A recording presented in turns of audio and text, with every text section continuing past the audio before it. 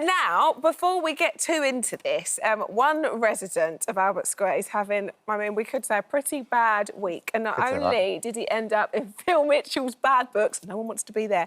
Now, Reiss and his fiancée Sonia have found themselves sat in a police cell. Nothing's ever easy in Soapland.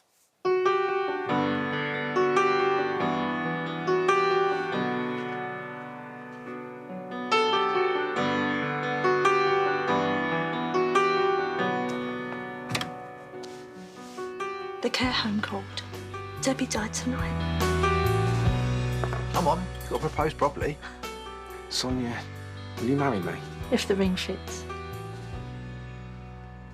She's not cold in the ground and you've emptied her bank account and you're getting engaged. This is my mess. I've got to get this outfit. Well, then do it. But how? I ain't the only one that you owe money to. We got a deal? He hasn't told you then. Teddy didn't just buy you some time. He's taken on the whole debt himself. Oh, baby's okay. I know. Oh, baby's okay. We believe Mrs. Colwell was murdered. Murdered? We'd like you to come with us. No, you're not taking him. We're taking you both. Reiss Colwell and Sonia Fowler. I'm arresting you on suspicion of the murder of Deborah Colwell. Wow. Give the guy a break, come on. Jonny Freeman, who plays Corrie's Reiss, is here now. Last night, Sonia. Sonia. Absolutely. Who's she falling for here? Is it absolutely unbelievable? Do you think she's going to stand by Reiss, or...?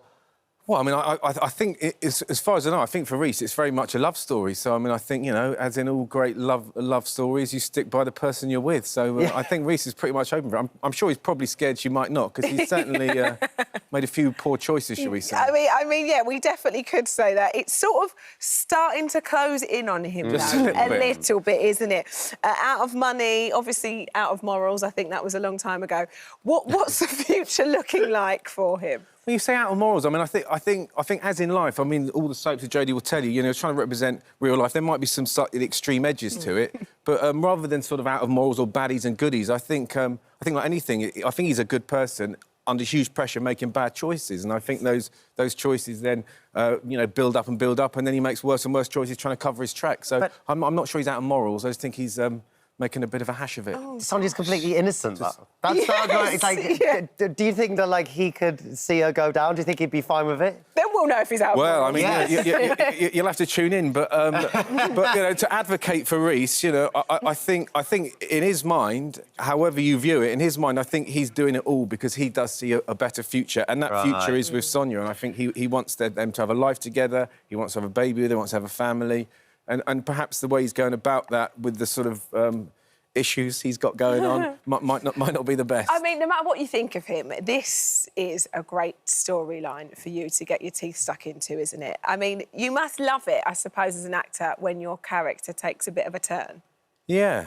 I mean, you know, I think for a lot of the time, I mean, you know, it's the nature of the soap, for sure. I mean, in other acting jobs, you have a beginning, a middle and an end. In the soap, you have a beginning, and then you go, OK, here we are. Yeah. So you know, I take great delight in making people laugh, so I was a sort of slightly comic character, but much like what I said before, I mean, the writer's right where you go, and then your responsibility, I guess, is to find the integrity of why your character goes there and makes those choices. But I always think when that script lands on your doorstep, though, you must think, because obviously I watch soap, and you see sometimes the story's all about one character, and then the others sort of take a back seat for a little while. When the story lands with you, are you like, yes, OK, here we go? Are you really excited about this story? Well, to be honest, I always prefer when I read, oh, Reiss bangs his head and then falls over. I prefer that to go, oh, Reiss kills his wife. I mean, you know, it's a bit less work walking into a door frame, but...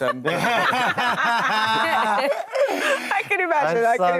I mean, you've been on EastEnders for a couple of years now. Yeah. Like, how generally are you finding it? You enjoying yourself? It's fab. It's an iconic show. I'm related to Dot. Well, I'm not. Reiss is related to Dot Cotton. That's iconic. I mean, have you done your family tree? You might be. You never know. I'm also related to Nick Cotton, but we don't want to.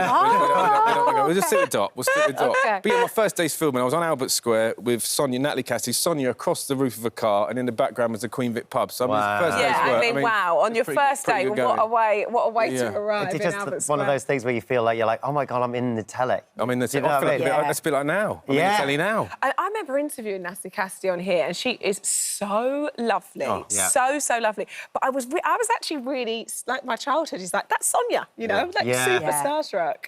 It's honestly, it's so amazing, so iconic. You've got such a great storyline. It's absolutely amazing. So thank you so much for coming in today. Thank you for having me. Thank you, and thank you, Jodie. I love that. Ain't not at all, but listen, I just want to say congratulations to everyone nominated for a National Television Award. Yes. All the soaps have been shortlisted, and also a special mention to everyone nominated for serial drama performance. That'll be you. Angela Winter. Yeah, EastEnders Angela Parish. Winter, Diane Carroll Richards, Coronation Street David Nielsen, Peter Ash, and Emmerdale's Eden Taylor Draper.